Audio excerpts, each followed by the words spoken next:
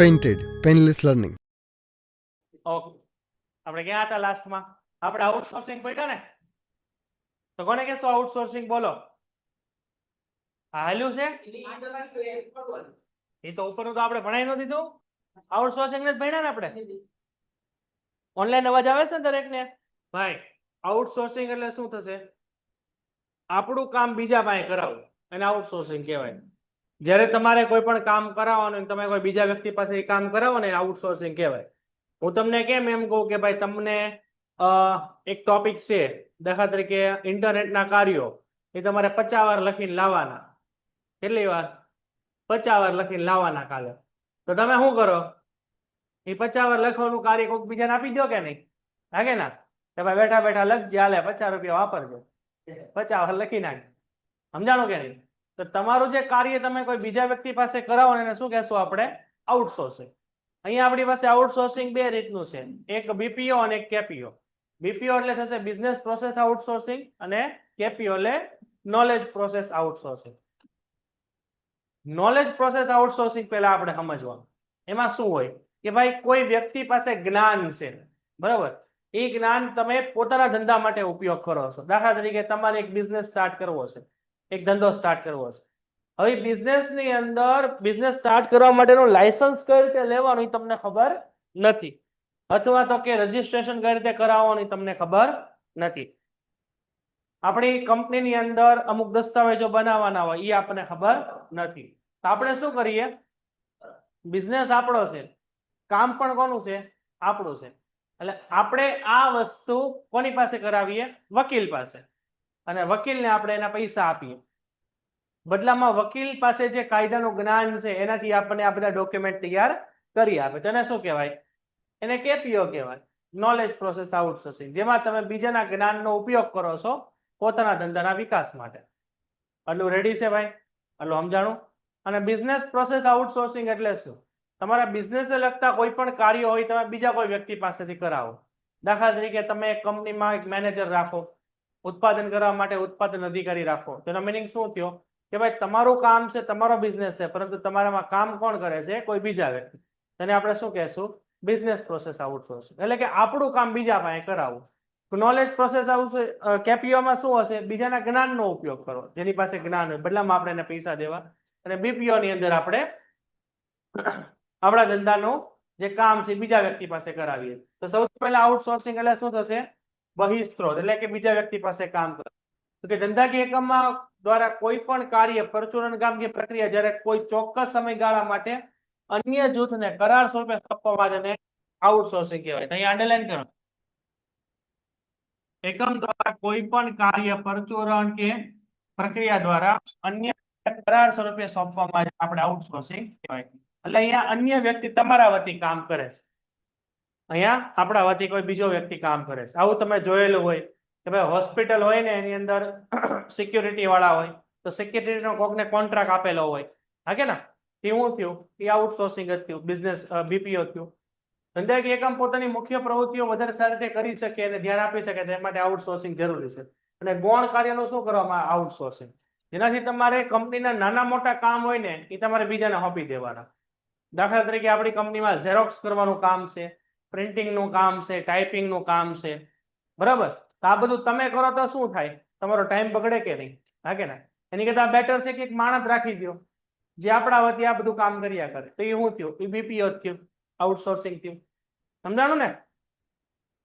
બધું કામ તમારે ન કરવું પડે. દાખલા તરીકે હું ટીચર છું, બરાબર છે?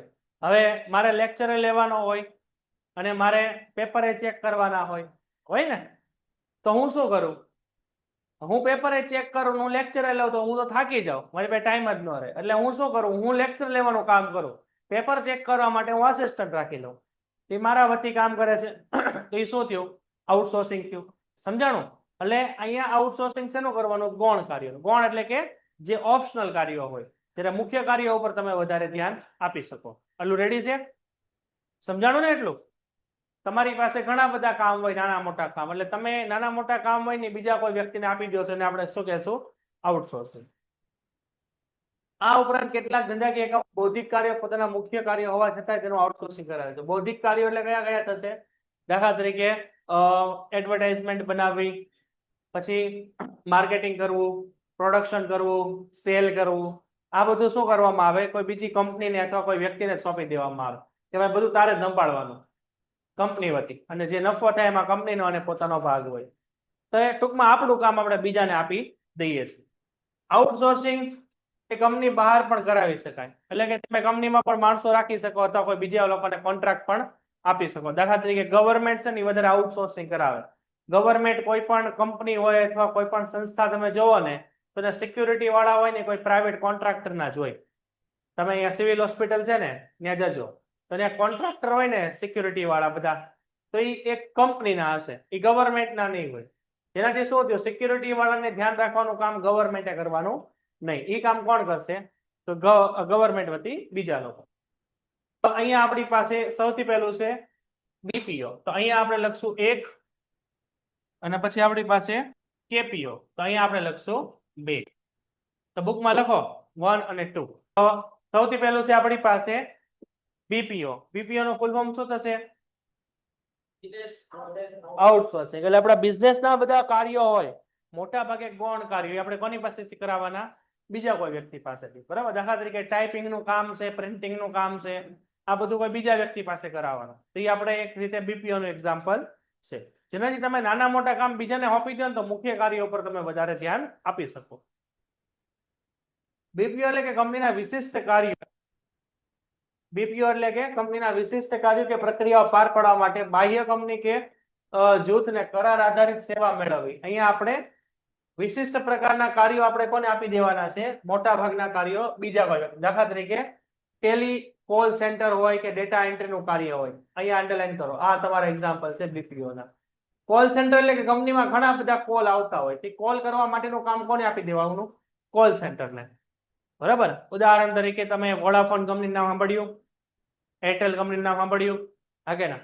તો એરટેલમાં વોડાફોનમાં તમે કોલ કર્યો કસ્ટમર કેરમાં કોઈ દિવસ, 121 માં 198 માં કરેલો કોલ?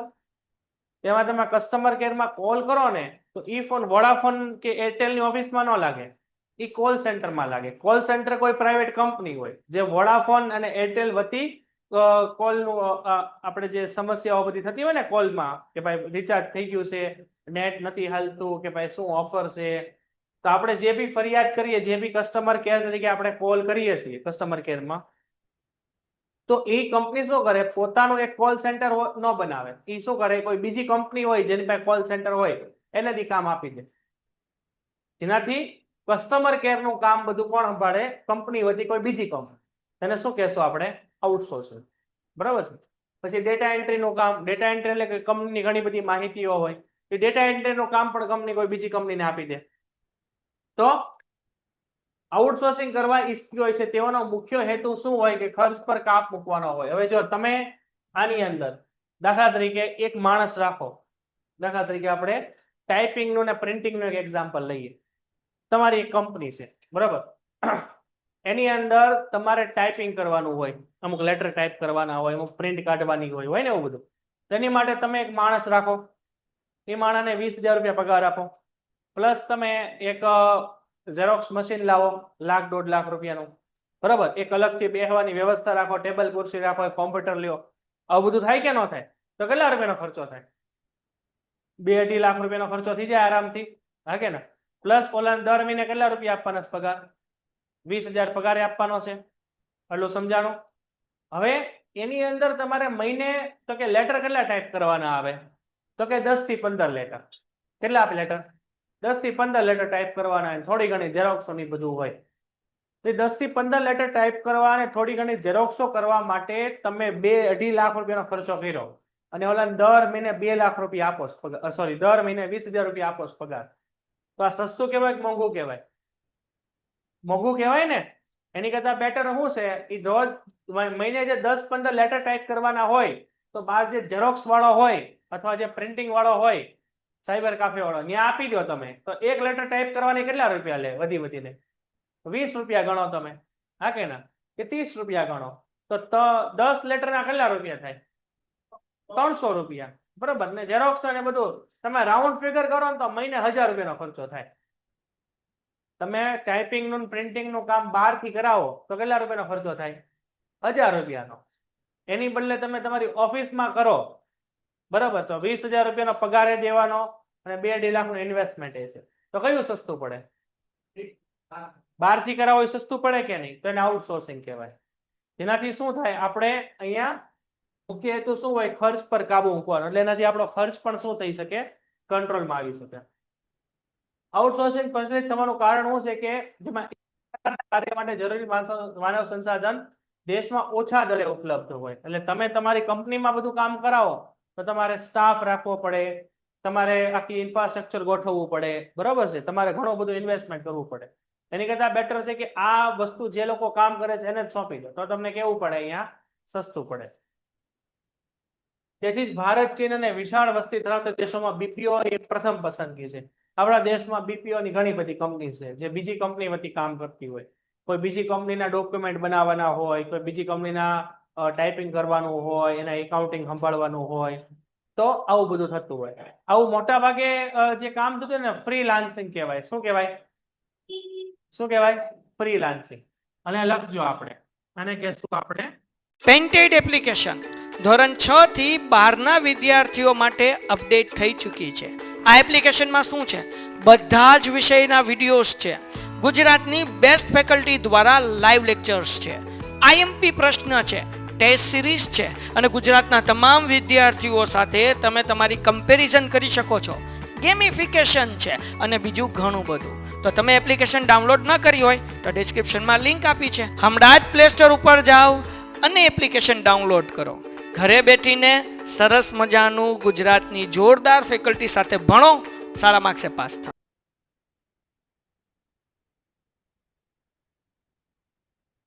ફ્રીલાન્સિંગ, અને ફ્રીલાન્સિંગ કહેવામાં આવે મોટા ભાગે, જેમાં તમે ઘરે બેઠા અથવા તમે બીજા કોઈ કંપનીનું કામ તમારી કંપનીમાં કરાવી શકો, બરાબર.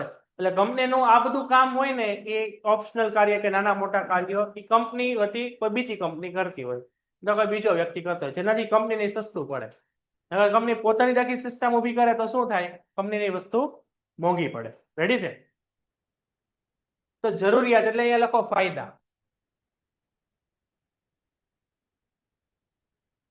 આથી શું શું ફાયદો છે, તો કે કેપીઓ કંપનીના કોર્પોરેટ કક્ષાના કર્મચારીને રોજબરોજની ગૌણ કાર્યોની જવાબદારીમાંથી મુક્તિ આપે. રોજબરોજ નાના મોટા કાર્ય હોય ને એમાંથી તમને મુક્ત થઈ જાવ, કારણ કે આ બધા કાર્ય કોણ કરે છે, આપણા વતી કોઈ બીજી કંપની અથવા બીજો કોઈ વ્યક્તિ.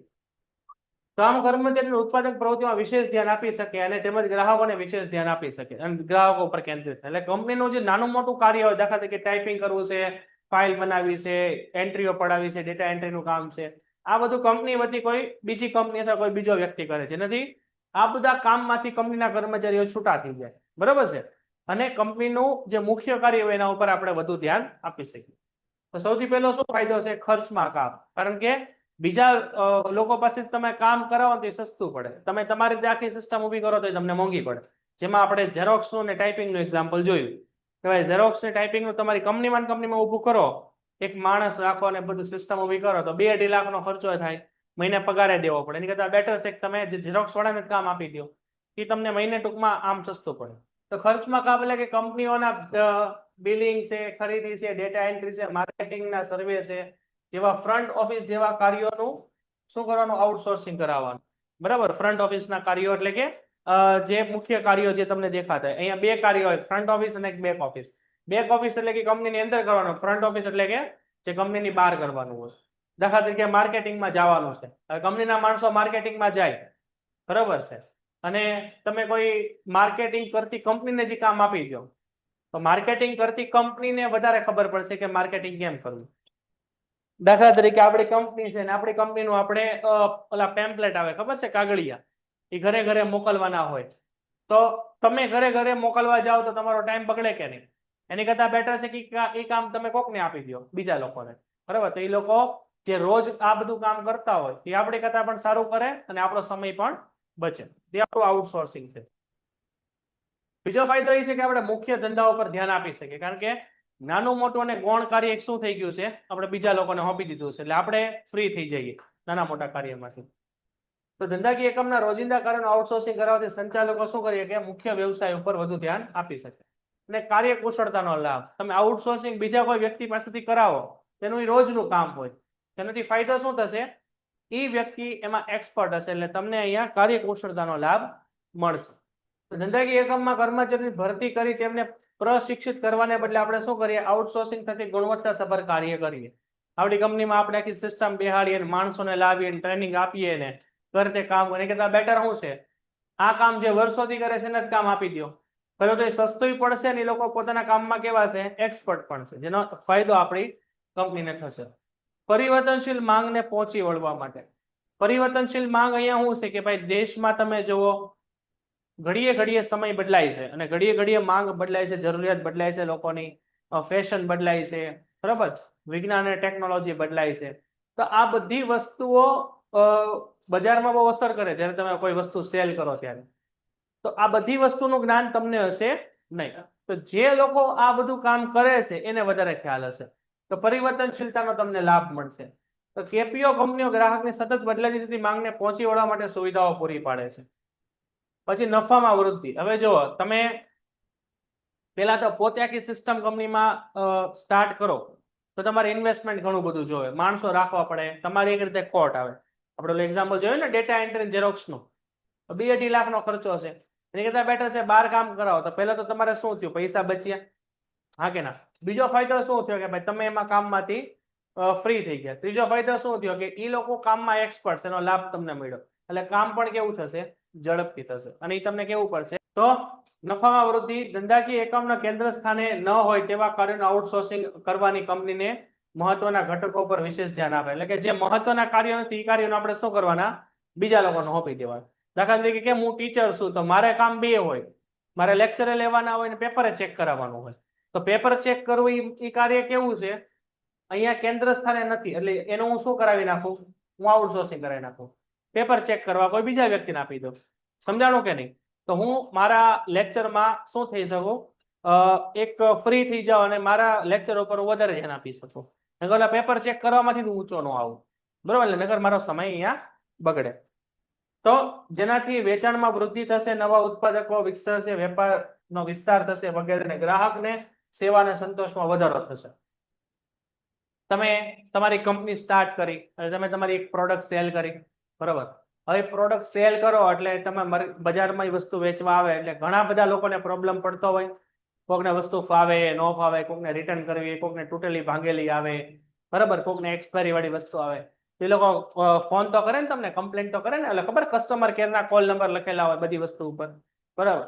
તો તમે શું કરો, એ કસ્ટમર કેર તરીકે તમે જ બધો જવાબ આપો તો તમે તમારા ધંધામાં ધ્યાન નહીં આપી શકો. એટલે એની કરતા બેટર છે કસ્ટમર કેરનું કામ છે તમે કોને આપી દો, કોઈ કંપનીને કે જે કસ્ટમર કેર તરીકે સર્વિસ આપતી હોય. તો એ બધા કોલ ક્યાં જશે, એની પાસે જશે અને એ લોકો જ એનું સોલ્યુશન આપી દેશે. એટલે તમે કસ્ટમર કેરના કામમાંથી કેવાથી જશો, ફ્રી. એટલે રેડી છે? એટલું ફટાફટ જોઈ લો, ન સમજાય પૂછો. અવાજ બરોબર આવે છે? હવે રેડી છે એટલું? ઓકે. નેક્સ્ટ ના પછી આપ્યું છે આપણને કેપીઓ નું કાર્યક્ષેત્ર. તો અહીંયા નેક્સ્ટ ના પછી શું આપ્યું છે, કેપીઓ નું કાર્યક્ષેત્ર પછી બીપીઓ છે ને? Okay okay. તો અહીંયા કેપીઓ નું કાર્યક્ષેત્ર કેટલા છે? કેપીઓ નું કાર્યક્ષેત્ર એટલે કે કેપીઓ તમને ક્યાં ક્યાં કાર્ય કરતું જોવા મળે, ક્યાં ક્યાં આપણને કાર્ય જોવા મળે,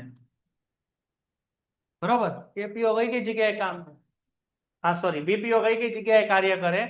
તો બીપીઓ બે જગ્યાએ કાર્ય કરે, એક ફ્રન્ટ ઓફિસ અને એક બેક ઓફિસ. ફ્રન્ટ ઓફિસ એટલે શું થશે, કંપનીની બહાર, અને બેક ઓફિસ એટલે કે કંપનીની અંદર, બરોબર. તો બંનેની અંદર આપણે બીપીઓ થતું જોવા મળે, બંનેની અંદર આઉટસોર્સિંગ થાય. દાખલા તરીકે બેક ઓફિસ તો કે કંપનીની અંદરના ખરીદીના, ડેટા એન્ટ્રીના જેવા કાર્યો કરવા, બિલિંગ બનાવવા. અને આઉટ ફ્રન્ટ ઓફિસ એટલે કે જે કંપનીની બહાર, દાખલા તરીકે માર્કેટિંગ કરવું અને ટેકનિકલ સપોર્ટ લેવાનું, ગ્રાહક સંબંધિત સેવાઓ આપવી. તો આ બધું કંપનીની બહાર હોય, બરાબર. દાખલા તરીકે માર્કેટિંગ કરવું અને કંપનીની અંદર બેઠા બેઠા, ઓફિસમાં બેઠા બેઠા ડેટા એન્ટ્રી ને બધું કરવું. તો અહીંયા આપણું બીપીઓ આખું પૂરું થાય છે. આખું જોઈ લો, ન સમજાય ને પૂછો. ઓનલાઈનમાં કોઈને કઈ ડાઉટ હોય તો પૂછી લેજો. સાહેબે શું ભણાવવાની પેલા હમણાં? ગ્લોબલ. એ તો આપણે હાલી ગયું ને, આવડ્યો ને, જવાબ આપ્યો ને. શું ભણાવ્યું ગ્લોબલ વેલમાં? શું સમજાયું તમને? પૂછ્યું? ઓનલાઈન ભણાવ્યું? ભાઈ સાહેબે ભણાવ્યું આવડ્યું ને દરેકને? જો કે આપણે ભણી ગયા એમાંથી પૂછ્યું હશે ને, તો કાંઈ વાંધો નહીં આવે, તો બધાને આવડ્યું જશે.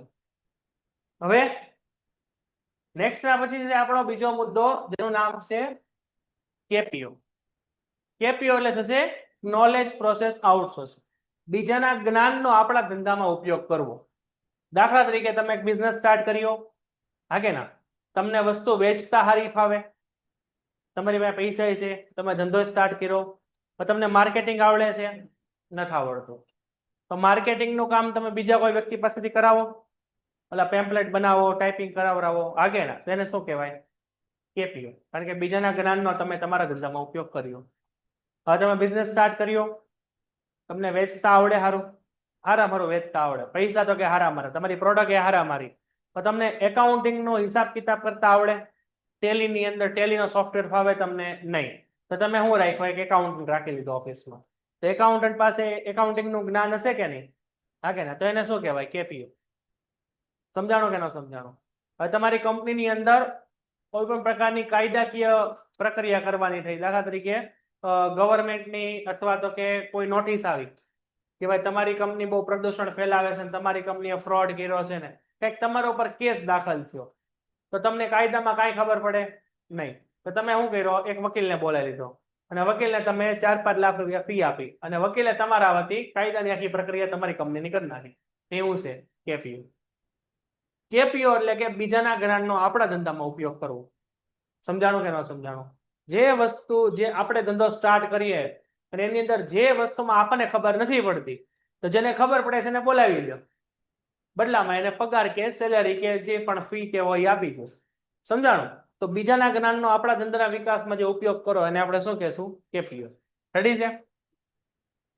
તો કેપીઓ એટલે કે જ્ઞાન સંબંધિત પ્રક્રિયાનું આઉટસોર્સિંગ. આમાં જ્ઞાન નોલેજ નું તે આપણે જોવા મળે છે. કેપીઓમાં કાર્ય સંબંધિત પ્રક્રિયાઓ પર ધ્યાન કેન્દ્રિત કરવામાં આવે છે. જ્યારે કેપીઓમાં મુખ્યત્વે આપણે શું જોવા મળે છે? જ્યારે કેપીઓમાં મુખ્યત્વે જ્ઞાન સંબંધિત પ્રક્રિયાઓ પર આપણે અહીંયા ધ્યાન આપીએ છીએ. મેન અહીંયા નોલેજ રેકોર્ડિંગ વાત હશે, તો જેમાં ઉચ્ચ કક્ષાનું જ્ઞાન અને કુશળતા અપેક્ષિત હોય, જે કંપનીના વિકાસ માટે જવાબદાર. ઉચ્ચ કક્ષાનું જ્ઞાન અને કુશળતા કોની પાસે હોય? જે તે વ્યક્તિમાં એક્સપર્ટ હોય એની પાસે જ હોય. તો આપણી પાસે કાયદાનું જ્ઞાન હશે, પરંતુ ફૂલ જ્ઞાન હશે નહીં. વકીલ જેટલું તો જ્ઞાન નહીં હોય, એટલે આપણે વકીલને બોલાવી લેવાનું. તમને એકાઉન્ટિંગ નું થોડું ઘણું આવડતું હશે, પણ પૂરેપૂરું એકાઉન્ટિંગ આવડે નહીં, તો એકાઉન્ટન્ટને બોલાવી લેવાનો. એટલે એ લોકોના જ્ઞાનનો ઉપયોગ કરવાનો આપણા ધંધાના વિકાસ માટે. તો જરૂરિયાત એટલે અહીંયા આપણે લખશું ફાયદા. પેન્ટેડ એપ્લિકેશન ધોરણ 6 થી 12ના વિદ્યાર્થીઓ માટે અપડેટ થઈ ચૂકી છે. આ એપ્લિકેશનમાં શું છે? બધા જ વિષયના વિડીયોઝ છે, ગુજરાતની બેસ્ટ ફેકલ્ટી દ્વારા લાઈવ લેક્ચર્સ છે, આઈએમપી પ્રશ્ન છે, ટેસ્ટ સિરીઝ છે, અને ગુજરાતના તમામ વિદ્યાર્થીઓ સાથે તમે તમારી કમ્પેરિઝન કરી શકો છો. ગેમિફિકેશન છે અને બીજું ઘણું બધું. તો તમે એપ્લિકેશન ડાઉનલોડ ન કરી હોય તો ડિસ્ક્રિપ્શનમાં લિંક આપી છે, હમણાં જ પ્લે સ્ટોર ઉપર જાઓ અને એપ્લિકેશન ડાઉનલોડ કરો. ઘરે બેઠીને સરસ મજાનું ગુજરાતની જોરદાર ફેકલ્ટી સાથે ભણો, સારા માર્ક્સે પાસ થાઓ. શું ફાયદો થાય? તો કે સૌથી પહેલો ફાયદો શું થાય? આપણને સર્વોત્તમ કૌશલ્યની પ્રાપ્તિ થાય. જે વ્યક્તિ જેના ધંધામાં એક્સપર્ટ હશે ને એનો લાભ તમને અહીંયા મળે. તો કેપીઓની સેવા આપતી સંસ્થા તાલીમ અને માનવ સંસાધનમાં રોકાણના પરિણામે ઉચ્ચ કૌશલ્ય ધરાવતી હોય, તેનો લાભ આપણા ધંધાને ન્યૂનતમ ખર્ચે મળે, ઓછામાં ઓછા ખર્ચે આપણને મળે. વકીલનું કઈ કામ પડ્યું હોય, બરાબર, તો તમને વકીલનું કામ આવડે છે, તમને દસ્તાવેજમાં ખબર પડે કઈ બનાવવામાં નહીં, તો તમે શું કરો? તમે કોલેજમાં એડમિશન લ્યો, 3 વર્ષ વકીલનું ભણો, પછી દસ્તાવેજ બનાવો. એવું કરાય? એની કરતા બેટર શું છે? જેને વકીલનું કામ ફાવે છે, જે પોતે વકીલ છે એને જ કામ આપી દો, તો એ શું પડે? સસ્તું પડે. તમે હાથે શીખો એની કરતા બેટર છે કે જેને આવડે છે એને જ કામ આપી દો. સમજાણું? હવે તમારી કંપનીમાં એકાઉન્ટિંગનું કામ છે, તમને એકાઉન્ટિંગ નથી આવડતું, તો તમે 6 મહિના 8 મહિનાનો કોર્સ કરો, પછી એકાઉન્ટિંગ કરો. એવું કરાય? એની કરતા એકાઉન્ટન્ટને જ રાખી લેવાય. 8 મહિના 6 મહિના આપણે શું કરાય? આપણા ધંધામાં ધ્યાન દેવાય. બરાબર ને? એ બધું કામ કોને કહેવાય? બીજા કોઈ વ્યક્તિને આપી દેવાય. કેપીઓ શ્રેષ્ઠ તકનીકો, માનવ સંસાધન પદ્ધતિઓ મહત્તમ રોકાણ કરી ઉત્તમ પરિણામ માટે આપતું હોય છે, અને કાર્યનો અનુભવ હોવાથી તેમને ઉચ્ચ કક્ષાની નિપુણતા પ્રાપ્ત થાય. નિપુણતા એટલે લખો એક્સપર્ટ. અહીંયા ઉચ્ચ કક્ષાનું નોલેજ હશે જે બી વ્યક્તિ તમે કામ આપશો એ. બરાબર છે. તો કૌશલ્યની આ નિપુણતા ધંધાકીય એકમને ન્યૂનતમ રોકાણમાં મહત્તમ લાભ આપે. હવે તમે 3 વર્ષ ભણો વકીલનું ને પછી એમાં ફી ભરો ને એક્ઝામ આપો ને પછી તમે વકીલ બનો ને પછી પાછા 5 વર્ષ અનુભવ લ્યો ને પછી તમને કાયદાનું જ્ઞાન આવે. હવે એ 5-7 વર્ષનો સમય બગાડવાની બદલે આપણે શું કરાય, 40-50 હજાર રૂપિયા આપીને વકીલને રાખી લેવાય. બધું હાથે શીખવા જવાય નહીં. ઓલો હાથે શીખો તો તમને મોંઘું પડે. બરાબર ને, તમારો સમય બગડે પૈસા બગડે. તો અહીંયા ઓછા પૈસે તમને વધુ સારું કામ મળે.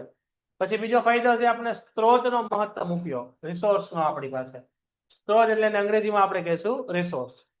દરેક પ્રત્યેક ધંધાકીય એકમના પ્રાપ્ત રિસોર્સિસ મર્યાદિત હોય. આઉટસોર્સિંગને કારણે એકમના માનવ સંસાધનો મુક્ત બને છે અને મહત્તમ ઉપયોગ ગ્રાહક લક્ષી પ્રવૃત્તિઓને થશે. અહીંયા સ્ત્રોત એટલે કે રિસોર્સિસ. બરાબર છે. અહીંયા જેને કહેશું આપણે સાધનો, જેને કહેવાય દાખલા તરીકે તમારા પૈસા, તમારી મૂડી આવે ને, જમીન મૂડી શ્રમ નિયોજક, ઉત્પાદનના સાધનો, ખબર ને? તો આનો વધુમાં વધુ આપણે ઉપયોગ કરી શકશું. જટિલ સમસ્યાનું નિરાકરણ. તમે જાતે કરો કામ તો બગડે, એની બદલે જે એક્સપર્ટ લોકો હોય, દાખલા તરીકે વકીલ છે, એકાઉન્ટન્ટ છે, એને કામ આપી દો, CNN, તો કામ કેવું થઈ જાય? ઝડપથી અને સારામાં સારું. તો કેટલીક જટિલ સમસ્યાઓ જેમાં ઉચ્ચ કક્ષા ટેકનિકલની જરૂર પડતી હોય એવી સમસ્યાનું નિરાકરણ આઉટસોર્સિંગ થી આસાનીથી થઈ જાય. તમે હાથે દસ્તાવેજ તૈયાર કરો પૈસાના લોભ હાટું અને વકીલ દસ્તાવેજ તૈયાર કરે, એમાં ફરક તો પડે ને. હાગે ના, તમને એમ થાય વકીલને હું 40,000 રૂપિયા દેવા દસ્તાવેજ બનાવવાના, આપણે હાથે કરી નાખીએ. હાથે કરો તો શું થાય? બગડે બધું. સમજાણું? અને એ બગડે પછી ખોટી આપણને વધારે આવે. એની કરતા બેટર છે કે જે વ્યક્તિ આ વસ્તુમાં એક્સપર્ટ છે એને જ કામ સોંપી દે, એના જ્ઞાનનો ટૂંકમાં અહીંયા ઉપયોગ કરો. અને મુખ્ય કાર પર વિશેષ ધ્યાન. તમે આવું બધું કામ બીજાને સોંપી દો, વકીલનું કામ વકીલને સોંપી દો, એકાઉન્ટિંગનું કામ એકાઉન્ટિંગને સોંપી દો, તો તમે ધંધાને કેમ વિકાસ કરો એમાં ધ્યાન આપી શકશો. નકર આ બધું કામમાંથી તમે ઊંચા નહીં આવો. બરાબર છે. તો આઉટસોર્સિંગની મદદથી ધંધાકીય એકમો પોતાનું મુખ્ય કાર્યો પર વિશેષ ધ્યાન આપે છે. જેમ કે કોઈ શાળામાં કોમ્પ્યુટર શિક્ષણ, કેન્ટીનની સુવિધા, સ્ટેશનરી સુવિધા જેવા કાર્યોનું આઉટસોર્સિંગ કરે. તમારી સ્કૂલ હોય, બરાબર, તમારી સ્કૂલની અંદર કેન્ટીન ચાલતી હોય, ઘણી સ્કૂલમાં હોય કે ભાઈ તમે બપોરે તમારો બ્રેક પડે તો સવારે બ્રેક પડે ને, તો એમાં બ્રેકફાસ્ટ કરવાનો હોય, લંચ હોય કે કોઈ પણ હોય, બરાબર. તો ત્યાં સ્કૂલમાં એક કેન્ટીન હોય જ્યાં તમારે જમવાનું હોય ને. તો સ્કૂલનું કેન્ટીન હોય એમાં પ્રિન્સિપાલ તો કે દાળ ભાત બનાવતો હોય, આગળના શિક્ષકો તો કે રોટલી બનાવતા હોય. તો એ બધું ઈ કરે તો ભણાવે કોણ? સ્કૂલ કોણ સંભાળે? એની કરતા બેટર શું છે? જે પણ કેટરિંગ નો બિઝનેસ કરે છે એને જ તમે કેન્ટીન નું કામ આપી દો. એ તમારું કામ અધૂરું થઈ ગયું. બરાબર, આટલું કામ તો તમારું ઓછું થયું સ્કૂલ સંભાળવાનું. કેન્ટીન ને લગતો કાંઈ પણ પ્રશ્ન તો આપણે હવે કોને મળવાનો? જેને કોન્ટ્રાક્ટ આપ્યો હોય એને. એટલે સ્કૂલ વતી કોણ કામ કરશે? કેટરિંગ વાળા. એટલે સ્કૂલનું કામ ઓછું થઈ ગયું. સ્ટેશનરીની સુવિધા, કાંઈ પણ જરૂર પડે સ્કૂલની અંદર, દાખલા તરીકે બુકની કે કોઈ ફાઇલની, એ બધું કામ કોને આપી દો? બુક સ્ટોલ વાળાને. બુક સ્ટોલ વાળાને ખાલી લખાવી દો એટલે એ વસ્તુ થઈ જાય. તો આટલું લાવવા મૂકવાનું આપણું કામ ઘટી ગયું. પછી કોમ્પ્યુટર શિક્ષણ. કોમ્પ્યુટર શિક્ષણમાં શું હોય? ઘણી બધી સ્કૂલ હોય ને, એ સ્કૂલમાં કોમ્પ્યુટર લેબ ન હોય. ગવર્મેન્ટ સ્કૂલો બધી હોય ને મોટા ભાગે, એમાં કોમ્પ્યુટર લેબ ન હોય, અથવા પ્રાઇવેટ સ્કૂલોમાં ઘણીમાં કોમ્પ્યુટર લેબ નથી હોતી. હવે તમે તમારી સ્કૂલમાં કોમ્પ્યુટર લેબ નાખો તો દાખલા તરીકે તમે 50 છોકરાઓની એક લેબ બનાવો, તો પેલા લેબ બનાવવા માટે એક તો સારો રૂમ જોવે, એમાં 3-4 AC નાખવા પડે, બરાબર. 50 કોમ્પ્યુટર લાવવા પડે, બરાબર. એટલે એક કોમ્પ્યુટર તમે કદાચ 10,000 રૂપિયાનું ગણો, બરાબર, તો 5 લાખ રૂપિયાનું ઇન્વેસ્ટમેન્ટ થાય, બરાબર. એટલે એપ્રોક્સ તમે માની હાલો કે 7-8 લાખ રૂપિયાનું ઇન્વેસ્ટમેન્ટ થાય. પછી તમારે એક શિક્ષક રાખવો પડે કોમ્પ્યુટરનો, તો સ્કૂલની અહીંયા લેબ છે ને તૈયાર થાય. હા કે ના? એની કરતા બેટર શું છે કે હાલમાં જે પણ કોઈ પણ કોમ્પ્યુટર લેબ હોય તમારી સ્કૂલની આજુબાજુમાં, જે પણ કોમ્પ્યુટર લેબ હશે આજુબાજુમાં, એ કોમ્પ્યુટર લેબને જ આપણે સ્કૂલનું કામ આપી દો. એનાથી ફાયદો શું થાય? આપણે પહેલા તો કોમ્પ્યુટર વસાવવા ન પડે, આપણે તો કઈ AC નાખવા ન પડે, આપણે શિક્ષક રાખવા ન પડે. સ્કૂલનું કોમ્પ્યુટરનું કામ બધું કોણ કરશે? બાજુમાં જે કોમ્પ્યુટર લેબ હશે, તો કોમ્પ્યુટરને લગતા લેક્ચર હશે તો વિદ્યાર્થી ક્યાં મોકલી દેવાના? બાજુમાં. તો સ્કૂલને તો આટલું કામ ઓછું થયું. સમજાણું? આ ફાયદો છે. પછી બીજો નાણાંનો મહત્તમ ઉપયોગ થશે, કારણ કે અહીંયા આ બધા કાર્ય તમે બીજા વ્યક્તિ પાસે કરાવો છો અને તમે પોતે મુખ્ય ધંધામાં ધ્યાન આપો છો. તો કે ધંધાકીય એકમ પોતાના કેટલાક કાર્યનું આઉટસોર્સિંગ કરવામાં આવે છે, જેમાં કાર્યની જરૂર પડતી નથી. આ બધા કાર્યોમાં આપણે ઇન્વેસ્ટમેન્ટ ન કરવાનું હોય. દાખલા તરીકે તમે કોમ્પ્યુટર લેબ બનાવો તો 7-8 લાખ રૂપિયા વ્યા જાય ને. અહીંયા તમે કોમ્પ્યુટરનું કામ, કોમ્પ્યુટરની ટ્યુશન ક્લાસીસ એને જ આપી દો તો તમારે અહીંયા ઇન્વેસ્ટમેન્ટ કરવું પડે, 7-8 લાખનું ન કરવું પડે. જેનાથી આપણે મહત્તમ ઉપયોગ થઈ શકે. અને પછી આપ્યું છે આપણને ખર્ચમાં ઘટાડો.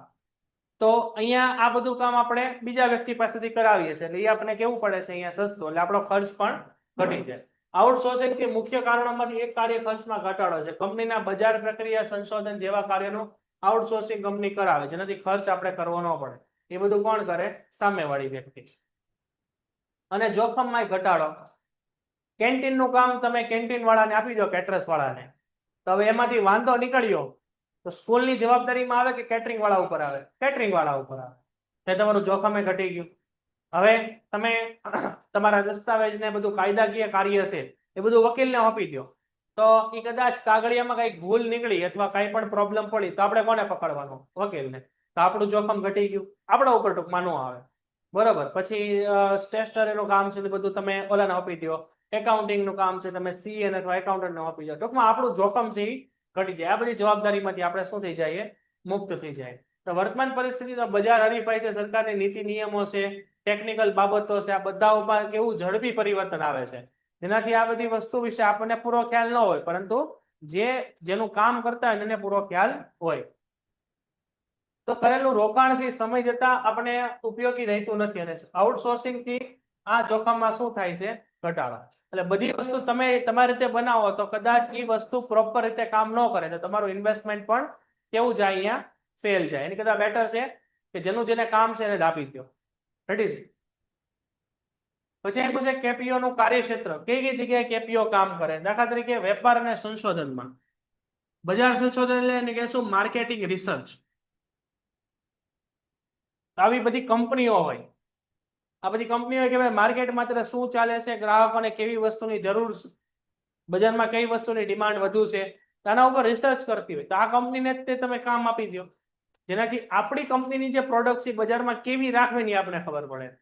પછી કાયદાકીય સેવાઓ. તો આ કામ કોને આપી દેવાનું? આપણે વકીલને આપી દો.